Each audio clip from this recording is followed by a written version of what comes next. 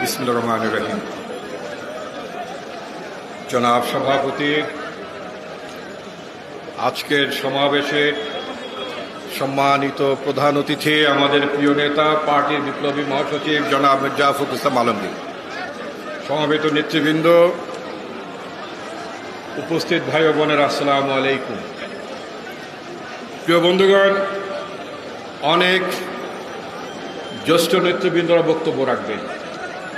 আজকের সভাটি হচ্ছে আমাদের পার্টি চেয়ারপারসন বেগম খালেদা জিয়ার মুক্তির দাবিতে।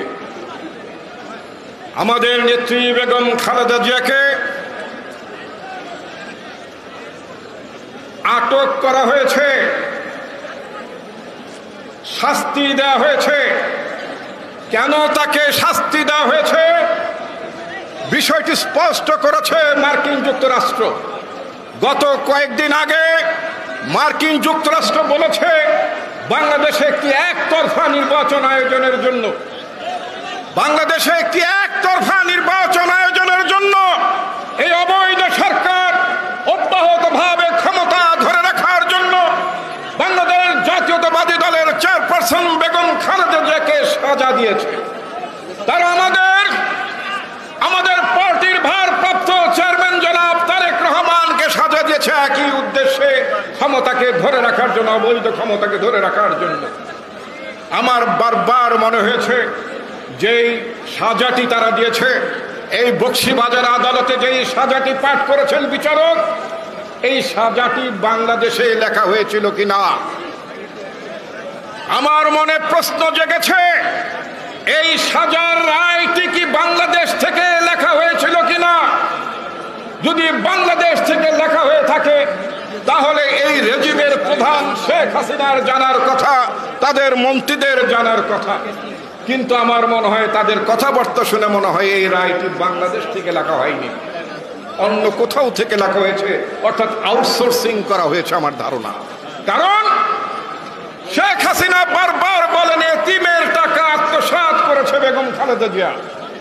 এতিমের টাকা আত্মসাৎ করার জন্য নাকি বেগম খালেদা জিয়াকে সাজা দেওয়া হয়েছে। বন্ধুগণ, এখানে অনেক আইনজীবীও বোধহয় আছেন। আমি রাজনীতির লোক, কিন্তু আইনের প্রতি আমার যথেষ্ট আগ্রহ আছে। আমি মোটামুটি পড়াশোনার চেষ্টা করি।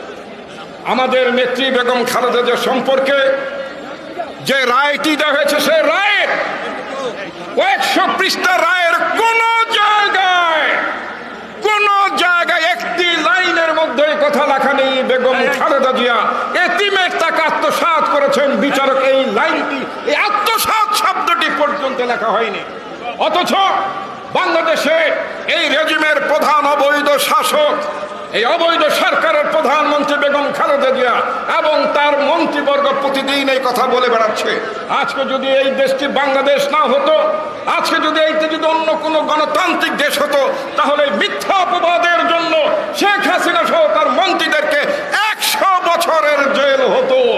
বন্ধুগণ, আমি আমার বক্তব্য দীর্ঘায়িত করতে চাই না।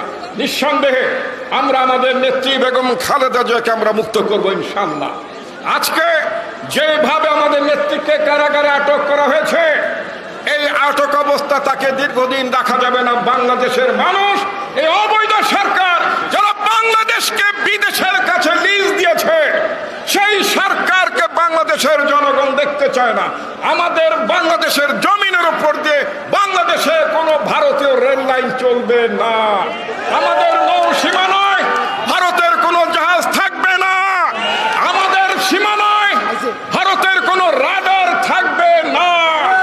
বাংলাদেশ স্বাধীন করেছে আমাদের নেতা জিয়াউর রহমান, আর এই দেশকে রক্ষার আহ্বান জানিয়েছিলেন আমাদের নেত্রী বেগম খালেদা জিয়া। আমাদের এই আহ্বানকে এগিয়ে নিয়ে যাচ্ছেন আমাদের নেতা তারেক রহমান। ইনশাল্লাহ আমরা সেই লড়াই জয় হব।